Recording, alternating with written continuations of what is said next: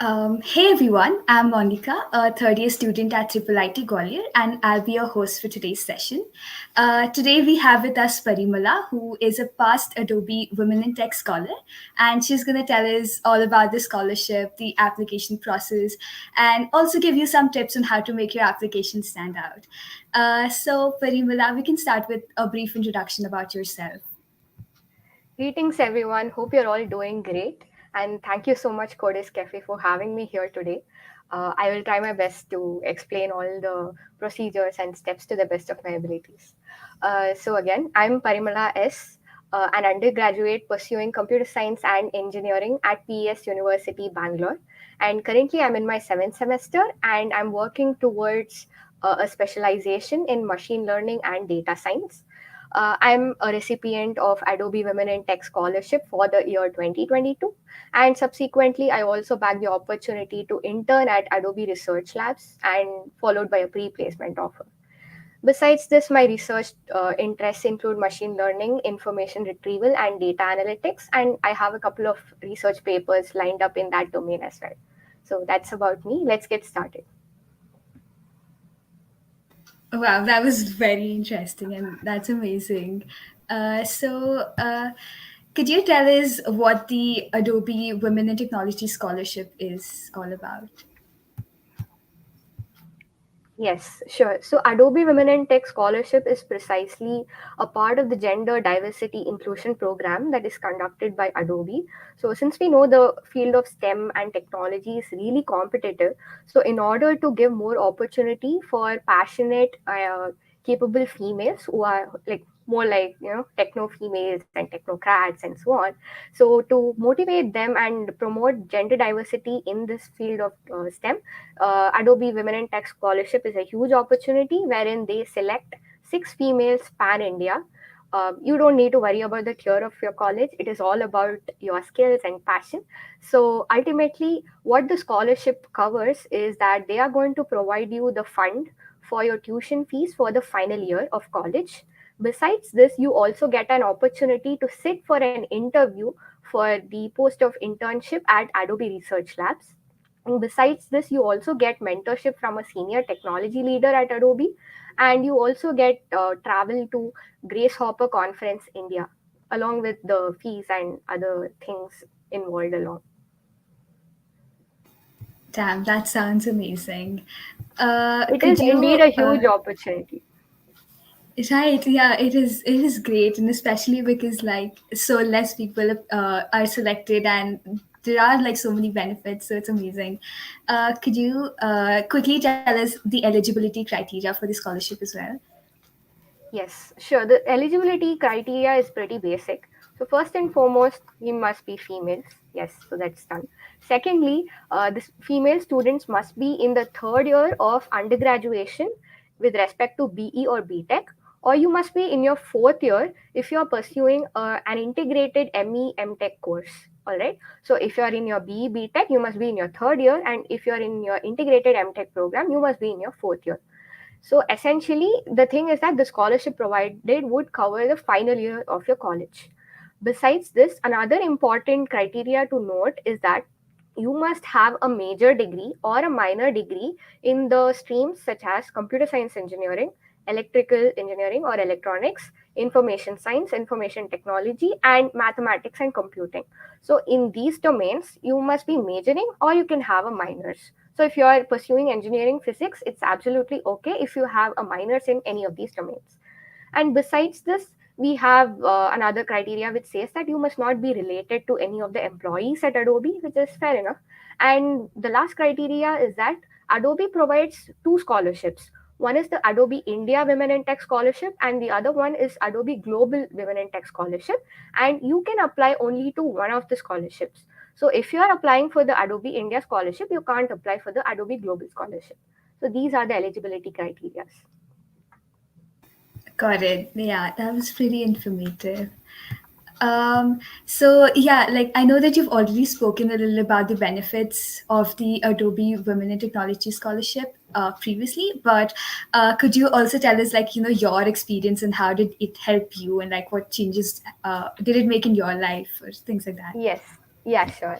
So first and foremost, as I told you before, that they're going to select only say around 6 candidates pan India. So it is indeed a huge recognition if you can make your way through all those rounds of screening and selection, and when when you reach that post, it simply means that it is a mark of how capable you are, how skilled you are, how passionate you are ultimately to in the field of technology. So first and foremost, I would say it's a huge recognition. Secondly, they also provide monetary benefits wherein they cover the tuition fees for your final year of college. Third is the kind of technology work that you will get to do.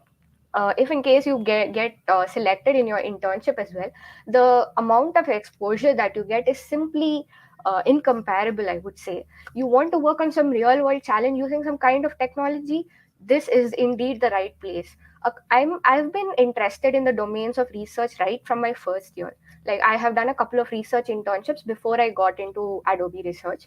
So all along, research has always been my priority and my dream as well. So Adobe Research was indeed the best place to join there, because for researchers, the word state of the art architectures and algorithms simply gives butterflies in my stomach, I would say. And Adobe is the best place to work on that. You will get to build your own algorithms, you can build your own transformers, you can build new architectures, you can build a lot of new things, work on cutting edge technology. And all these research doesn't go waste, as in it is not something which is just going to be realized in papers, but you will actually see them go live in production. You will see those research activity that you did, you will see that it's going to get transformed into some kind of AI in actual Adobe products. So I have always been a person who's been interested in doing impactful research. And what I mean by impactful research is, I don't just want to work on any research problem, but instead I want to work on a problem which actually brings a difference in the lives of people in real world. It should have some real world relevance. And what's better when you can actually pick real world problems and build some cutting edge, build some great technology using the cutting edge domains. And that exposure is not something that each of us will get pretty easily. And Adobe Women in Tech Scholarship was a huge opportunity wherein it opened doors for a lot more to come your way. And besides this, it is a really good networking opportunity as well. So starting from your interviews up till today, I've gotten the experience and exposure of meeting and interacting with a lot of senior technology leaders, be it scientists, be it management leaders, or could be CEOs. It has been simply phenomenal with respect to the way that you get the opportunity to even interact, and each interaction has given me a lot of learning. So the networking aspect is also great. And one last thing I would say is career aspects. It is simply phenomenal to start your career at Adobe, because Adobe is really good in terms of the tech stack, in terms of the kind of work you do. It simply helps you, envision your dreams. Wow, it sounds like the benefits are endless. Also, a quick follow up question. Will all the women in tech scholars get a chance to intern at Adobe, or is it just, will there be a selection process Yes. after becoming a Um, scholar? this is a pretty important question that we must note. First and foremost, we have a set of rounds that you need to clear to get selected. And once you get selected, there's going to be another set of interviews that you need to clear in order to bag the internship opportunity. So after you get selected as the scholarship recipient, they will contact you and let you know that there is some opening for a research internship, and you will be allowed to sit for the interview directly. And I'm pretty sure that if you have the capacity to make it through all these rounds of screening, clearing the final round of interview is definitely not going to be hard. And yeah, so once you clear that interview, you will get your offer letter. Got it. Yeah, makes sense. So, could you go through like the entire application process for the scholarship? Yes. So getting to the actual process. So first and foremost, I'll tell you that there's going to be around 4 to 5 rounds of screening and selection. 4 rounds are going to be mandatory, and the fifth round depends. Like, it is not guaranteed that each person is going to have 5 rounds. It depends on on how the interviews went for that particular student. So first and foremost, if I can recollect correctly, my application portal closed back on August 22nd in 2021, and exactly almost 2 months after that, I received a mail saying that I was selected. So in that gap of 2 months, what they did was they had 2 rounds of screening. And what did they screen based on?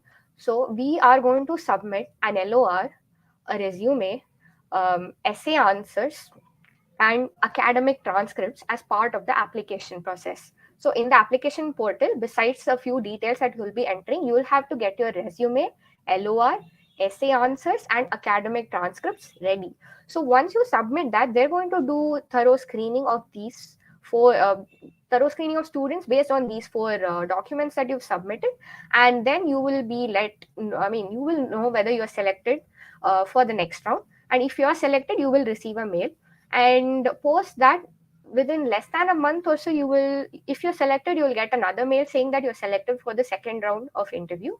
And exactly a few days after that, I received another mail saying that the final results are out. So the first process is that you will submit these four documents. They do 2 rounds of screening, and then there's one round of interview, another round of interview, and the third round of interview is optional. That depends on that particular student. So, yeah, let's get started with the different documents that we need for the application process. So, first and foremost, you need to have your resume ready. So, I have a set of points jotted down. If you have any other questions, you can definitely feel free to ask me. I will definitely try my best to answer them. So, first and foremost, when you say resume, try to keep it as honest as possible.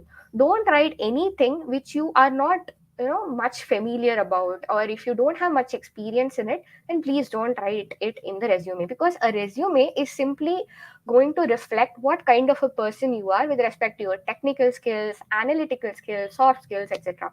So it is going to define who you are. So it is very important to keep it very honest. Second, don't elaborate too much. I have seen a few resumes which span up to 7-8 pages. I seriously mean it. So don't do that.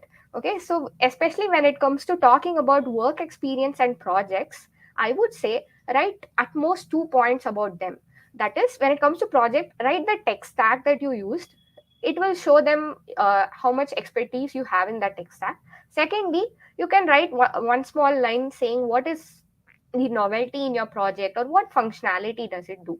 So 2 points at most should be sufficient. And even with respect to your work experience, you don't need to write more than that. You can just say where you interned, what new you did, and what was the result with respect to the work and with respect to your learning. The 2 points should be sufficient. Don't write elaborate too much.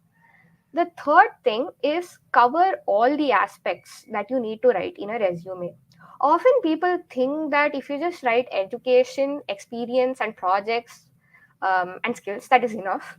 I would say write a few more things like your co-curricular and extracurricular activities. You don't need to elaborate it too much, but you should definitely highlight that you have been a part of few of you might be a part of ACM Women, few of you might be leads in DSC Club, and so on. So please make note of all that and highlight it on your resume. And besides this, you can also definitely highlight about your, if you have any research publications as of now, then definitely you can flaunt that out, and your academic standing as well. I can't really guarantee you whether having a higher GPA is definitely going to be the criteria to filter you, but it will kind of influence your chances of getting selected. All right. So your co-curricular activities, your open source contributions, your research publications, the hackathon participations, academic standings, and any other accomplishments. Like I see quite a lot of you have won a lot of scholarships and recognitions, a lot of that. So feel free to write that on your resume as well. So these are the main aspects that you definitely need to cover in your resume. And as I said, don't elaborate too much in within each of these sections. Keep it precise, keep it clear. And another important thing is the resume format. I myself have been a person who has been, trying to figure out which is the best possible resume format. Should it be eye catchy? Should it be, more technical oriented? How should the resume look? I would say follow an ATS formatted resume. This is something which was advised to me by my senior as well, so I will definitely pass that on to you all. So ATS software is something which basically takes in your resume. It will scan and pick out the important keywords with respect to each section. So when you say work experience, it will scan your resume and try to figure out what work experience you had.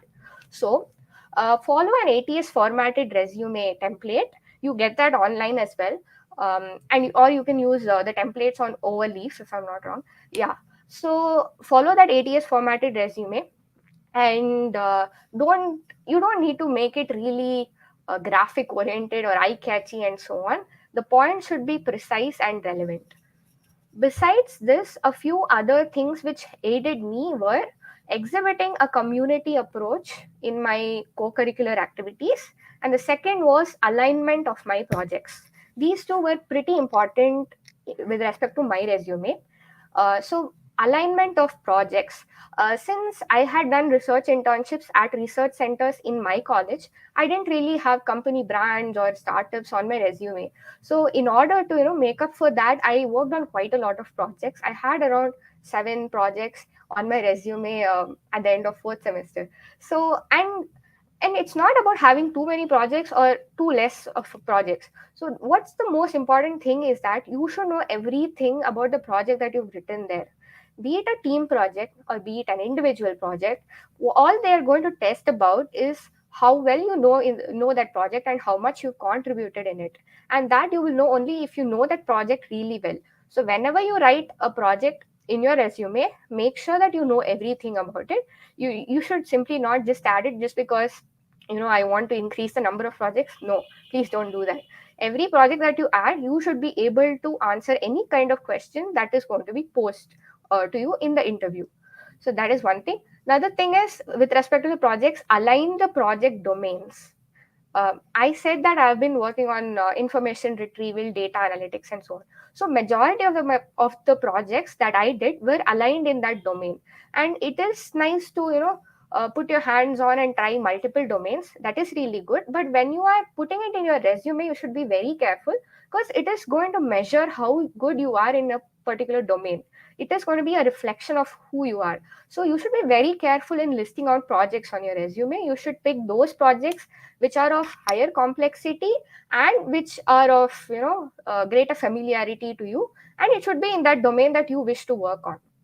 And one last thing about the resume is a community approach based co-curricular activity.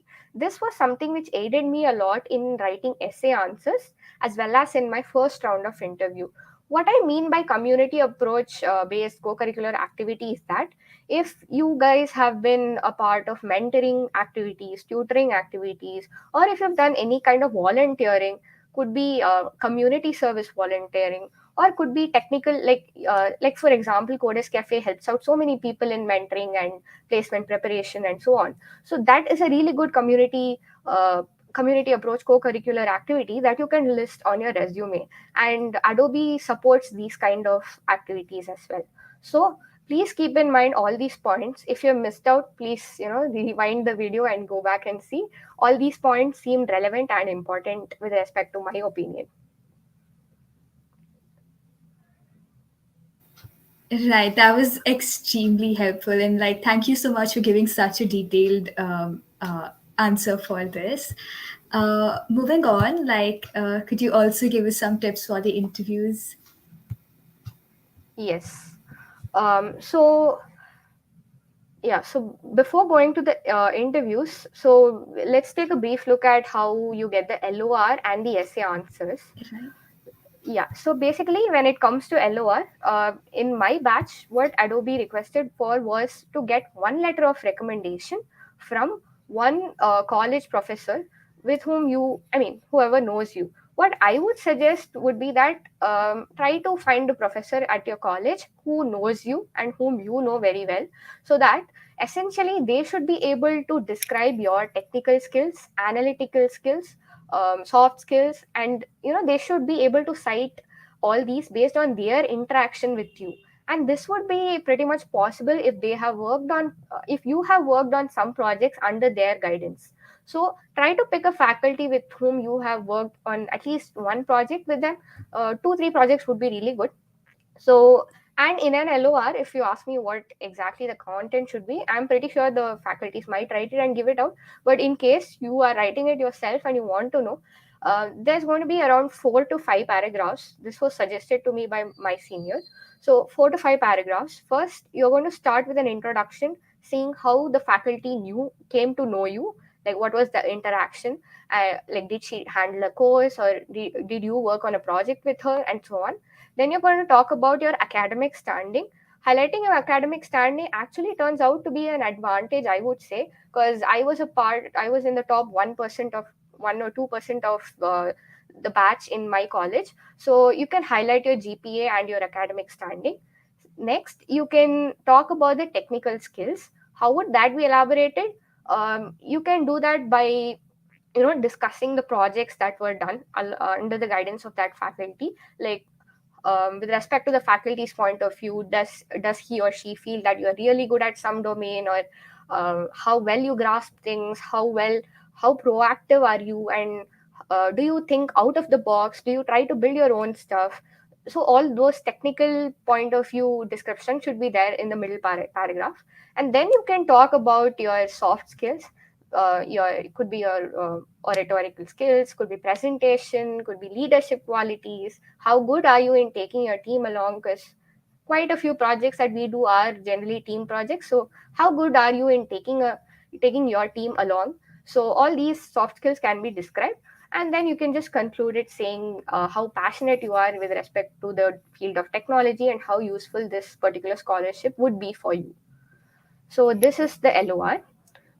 Let's get to the essay answers. So, first and foremost, the essay answers are a reflection of you. I really, really mean it. It is a reflection of you with respect to the fact that you are going to write the answers based on your interest and passion towards this field of technology. It is not something that you look up the internet and say, okay, these people have written this way. I'm going to copy that, take 2 sentences from here, two from there, and just cook it up. No, that doesn't actually work. Because what they're trying to understand is what kind of a person are you personally, technically, what kind of a person are you, what motivates you to work in this field of technology, what are you expecting out of it, how will you contribute towards it. All these things they are trying to gauge just from your resume, essay, and the academic standing. So we should try to present ourselves in the best way possible and in an honest way as well. So we can't really cook up stories and write it. So you can actually quote experiences from your personal life, from your work or college, your skills, and the technical challenges, real world challenges that you wish to work on, or if you have worked on any, then you can elaborate about them as well. So, as I said, you can take anecdotes or incidents from your life and write out the essay answers. And if I'm not wrong, the questions are about what are your wha- what are the problems that you face in the field of technology, and or what do you anticipate facing. And another question was about describing who your role model is, and yet another one was about why you are deserving for this scholarship, and so on. So for each of these questions, you should actually think about, you should actually spend some time and think about why, what actually motivated you, what do you want to do in the future, what kind of real world problems do you want to solve.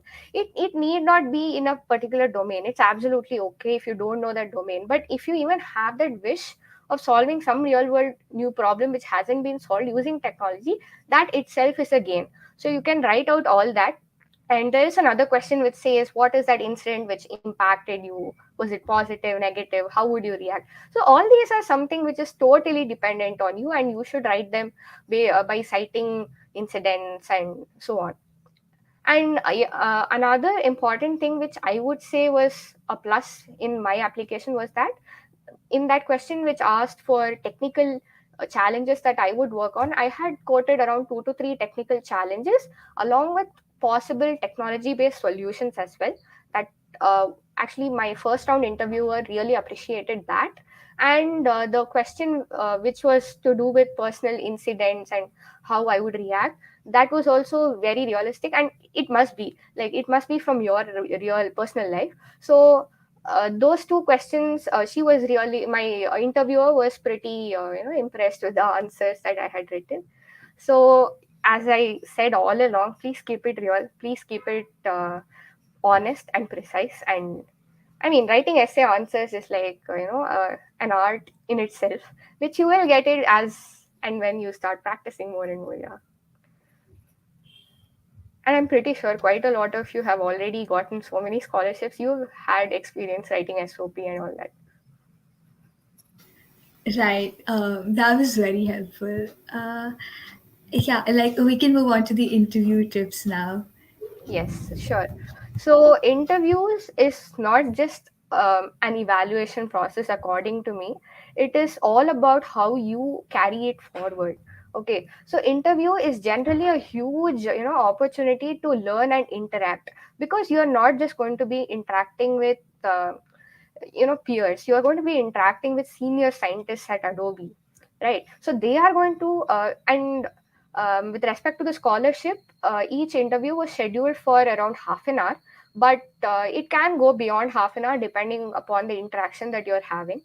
All right, so there are 2 to 3 rounds again, and each round is minimum for half an hour. It can go up to 1 hour as well, depends on the interviewer. And if I have to, describe precisely what both the rounds were about, the first round is about your resume, your projects, your essay answers, and they also ask you a few technical questions to check whether all those skills that you have listed out there on your resume, are you actually good in it? They're going to test that. So you have your resume, essay answers, skills, and few technical questions. And in your second round, the questions will be predominantly only about resume, projects, and a few HR-ish questions, I would say. Let's get to the details of it a bit in a while. So let's first go back to the first round. So as I said, for the first round, keep your resume, the projects, all the accomplishments and all ready. By what I mean is that keep a demo of the projects that you had listed on your resume, keep that ready, and also keep some testimonial certificates ready for your accomplishments, whatever you've listed on your resume, and keep a copy of the essay answers also ready. Like you can go through it once before the interview, because you're going to elaborate more on that. um, so that's about the first round.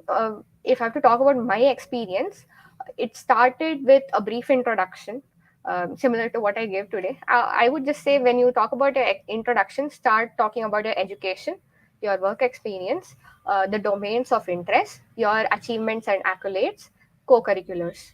And if the interviewer seems to be a little bit more interested and keen on your projects, then you can go ahead and elaborate more on your projects. So please follow, a specific format, so that you don't get confused on what you've told and what you haven't. So talk about an intro, a precise intro, and a representative one, which actually describes who you are. Then after this, the interviewer went ahead and told me to elaborate 2 to 3 projects. So in your resume, have 2 to 3 projects which are in such a way that you know everything about that project. So when they ask you to elaborate about a project, first give a brief intro of what the project does, and then tell how special is it, like what novelty was there, or how did it stand out from other projects that you have done, and so on. And then if they want to know further details, then you can go ahead and talk about how you got the data for the project, then how did you build the algorithm or the model or the software, and how did you test that out, how good was the results. So all these things you can talk subsequently. So first you should have a precise description of the project, and then talk about details. After the project discussion, we went ahead to talk about few technical skills that I had mentioned. If I have to give a few examples, I would say, like, what is the difference between Python and Java? What is the difference between Python and C? Like, is it interpreter based language, compiler language? So all those kind of questions were asked. And after that, we went ahead and discussed about the essay answers, especially those two answers that I said before, the technical challenges and that incident, the incident which had a positive or negative impact on me. So these two answers she asked me to elaborate, and it was a two-way interaction based interview, and it is solely dependent on you. Like, she's going to ask you a question and you would be answering, but it is more dependent on you whether you're going to uh, take that forward from a one way interaction to a two-way interaction or not. So ultimately, when you're discussing about your essay answers, you could ask them about their opinion, their feedback. You could ask, but don't ask them how did I perform in this interview and all. Yeah, so you can ask them about all that, and you can ask them about what kind of things they work on, some guidance, and so on. So that way you can make it two-way interactive. And so that was the end of my first round interview. And after around couple of weeks, I received a mail saying that I'm selected. So in the second round, it was um, one important thing to note was that the interviewer in the second round had an experience in the same domain of interest as mine. Like I was into information retrieval, and it so happened that my interviewer was also a senior research scientist in the domain of information retrieval. So again, we started with an introduction, and then we started talking about the projects. So since he was in that domain of information retrieval, it was kind of a discussion, and it might happen that your project might not perform well with respect to some functionality, and the beauty of the how you conduct yourself is that you should actually not fear from saying that no, everything works fine. But even if something doesn't work fine, you can highlight that and say how you would try to make it better, right? So, and especially when you have someone in your same domain, you can interact with them, take their suggestions with respect to building your projects. You can have a really nice conversation. And after that got over, we also spoke about a few general questions like what is research according to you, right? And that is open ended question and differs from person to person. And then he also asked me how I would feel if I was given an internship. So, and like, which was the best project that I did, and what was the most impactful project that I did, and so on. So that is why I also said that I love doing impactful research, and that phrase came really handy over here. So he also loved doing research work in problems which were of real world relevance. So yeah, so basically the second round was like resume, projects, and some basic HR kind of questions to basically understand your passion, your interest for research and technology. And those who are not into research, please fear not. You are not left out. You can definitely go ahead with confidence. And if you have research, then they kind of get, inclined to know more about your research work and so on.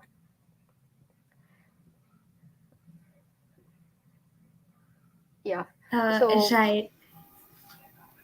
No, you can. Were you continuing? You can. no, no, you can go ahead. Right. So I have a follow up question to that. So is it like those people who have previous research experience or who are interested in research, would they have like an edge over the other candidates? Um, I don't really have the answer to this, but I can just give you my opinion. So, having a complete research background might be, a little bit of added advantage because given that all along I had been talking, saying that I am interested in research, and how do they actually measure your aptitude and your passion for research? They will get to know that only by looking at your projects and your work experience. And if those align along with that, that's going to be really nice. And I personally know a senior who was given the Women in Tech Scholarship, who was in the product development side, and it wasn't really a problem, so you don't really need to worry. All I would say is whatever you've written on your resume or your essay answers, you should actually know everything about it. That is more important rather than, like, you don't need to worry if you don't have a complete research background. Right, got it. And another question regarding the interviews itself. So you mentioned how they also ask technical questions, right? Like whatever you mentioned in your resume. So regarding that, what is the level of those questions, and did you prepare for those, and how did you prepare for those?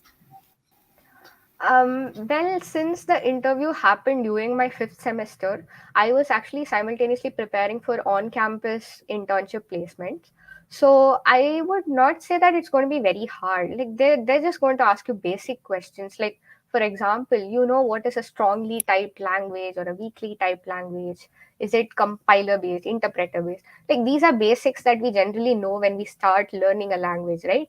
So they are just going to test your fundamentals, and they're going to see how well you can apply those.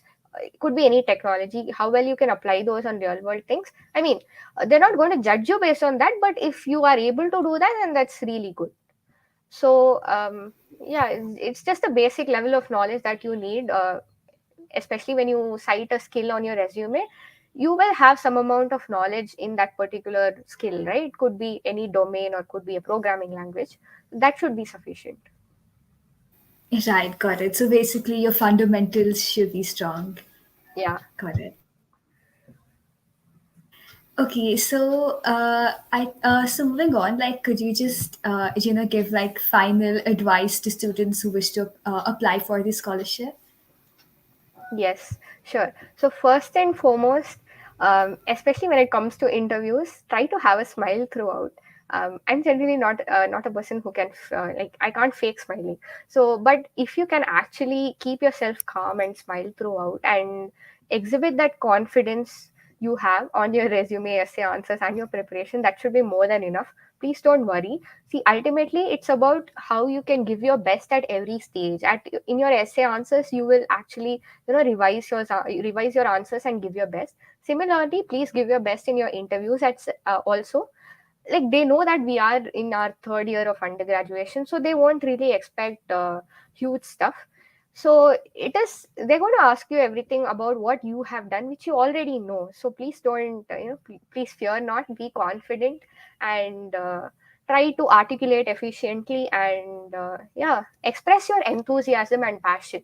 Like if you feel that they are not able to get what you're saying, that's okay. You can try to rephrase whatever you were saying, but ultimately try to express how interested and enthusiastic you are with respect to pursuing a career in this domain.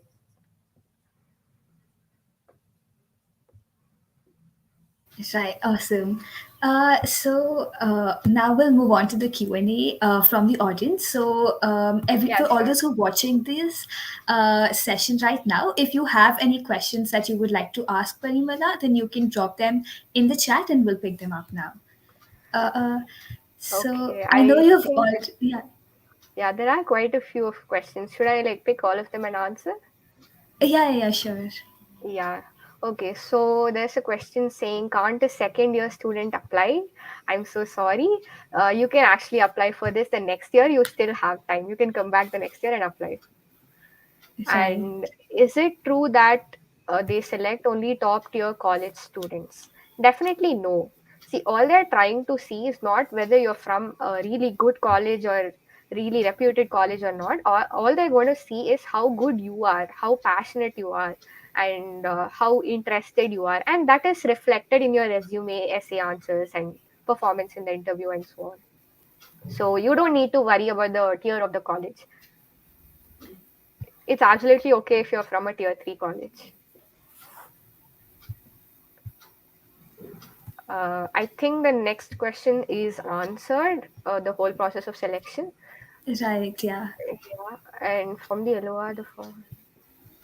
Okay, so with respect to the LOR, as I said, try to get in contact with a professor in your college whom you know before. And the process with respect to Adobe Scholarship is that the professor is going to mail the LOR themselves. So it doesn't go via you. You are not going to submit the LOR. So you are going to tell them the link to the portal and so on, and the professor will submit the LOR himself or herself.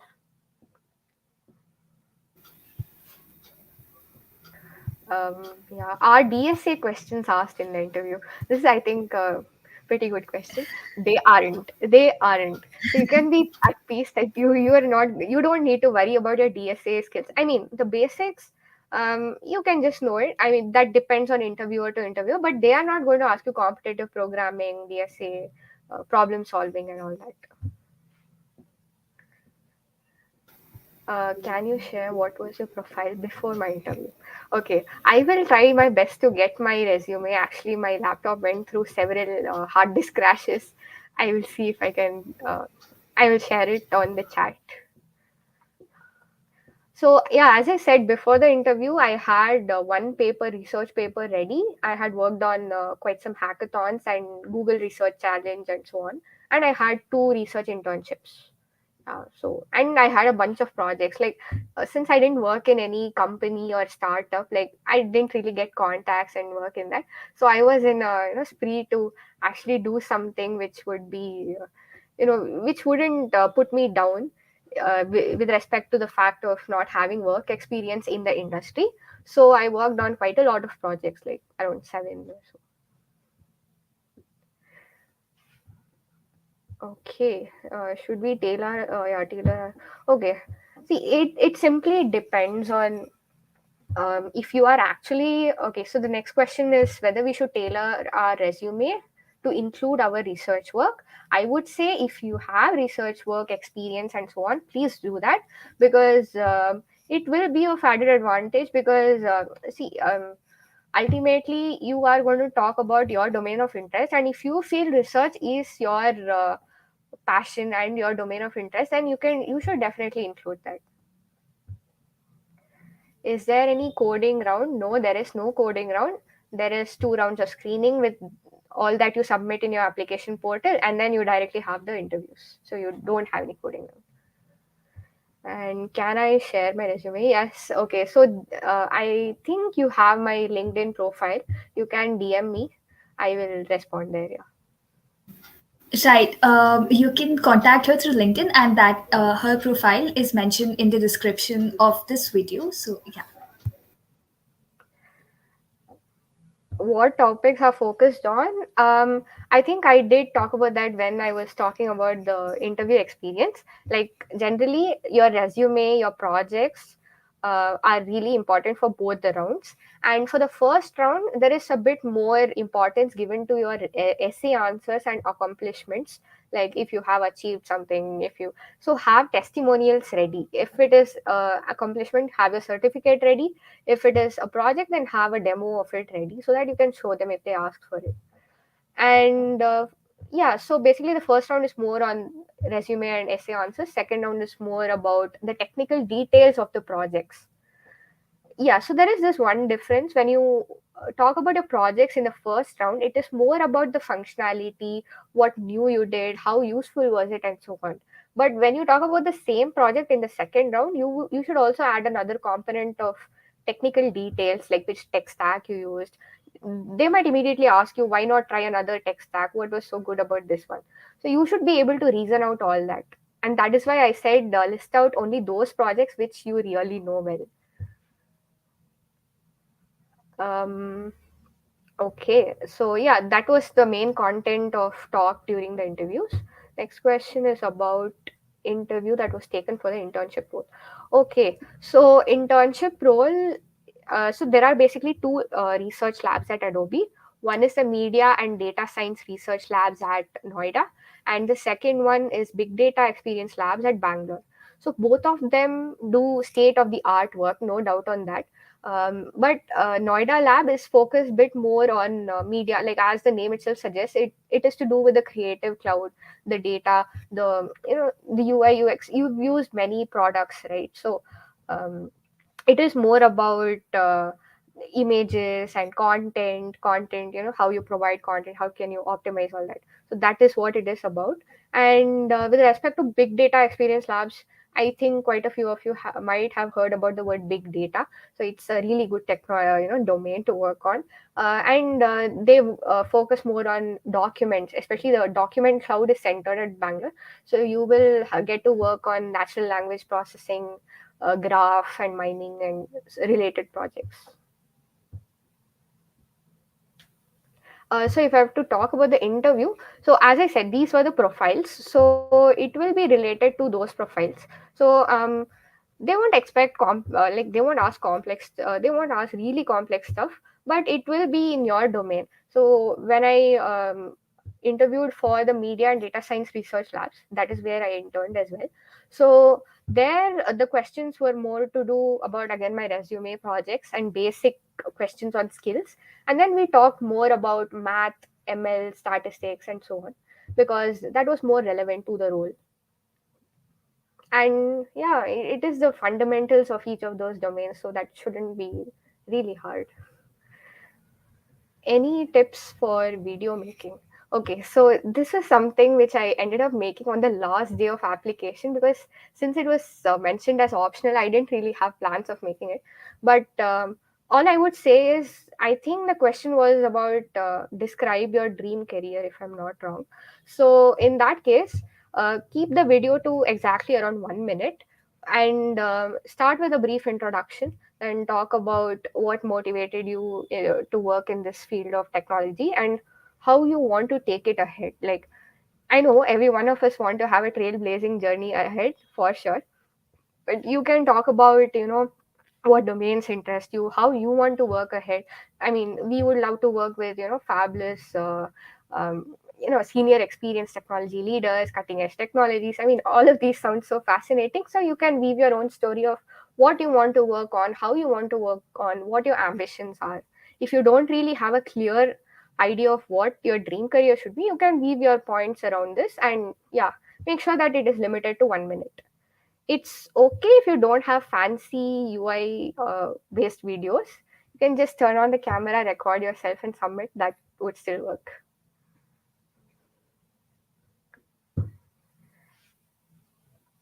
Um, okay, so upon selection, this is dependent on the particular candidate, in the sense that since my profile was more to do with research, they offered they offered me a chance to interview for a research internship. But if they feel your profile is to do more with product development and so on, you can get a chance perhaps to work as a product intern as well. Awesome. I think those were the questions so far. Thank you so much for explaining everything in such a detailed manner and being so patient with all of the questions. So, for those of you who are watching it, if you have any further questions, then feel free to connect with her on LinkedIn, and her LinkedIn profile is in the description of this video. And if you have any further suggestions for this session, or any other sessions in particular, then feel free to drop that in the comments below. Thank you so much for watching the session, and yeah, subscribe to Codis Cafe for more informational content. And Yeah, thank you, Parimala, for coming and yeah, explaining so much. It means a lot. no, thank you so much for having me here. I didn't really get much guidance when I was applying, but it feels so great that I can share whatever little I know to all of you. And thank you so much for having me here. Yes, please subscribe to Codis Cafe. They've been doing a lot of cool stuff. I looked at the previous videos as well. It was really informative for everyone. So yes, keep doing the great job. Thank you. And to all Awesome. of you out there, please, this is not the end opportunity. Always give your best. If you get it, then that's really good. And if you don't, you still have a wonderful career ahead of you. So nothing to worry at all. Right. That's amazing. Thank you so much. And we'll Thank end the you. session here. All right. Thank you.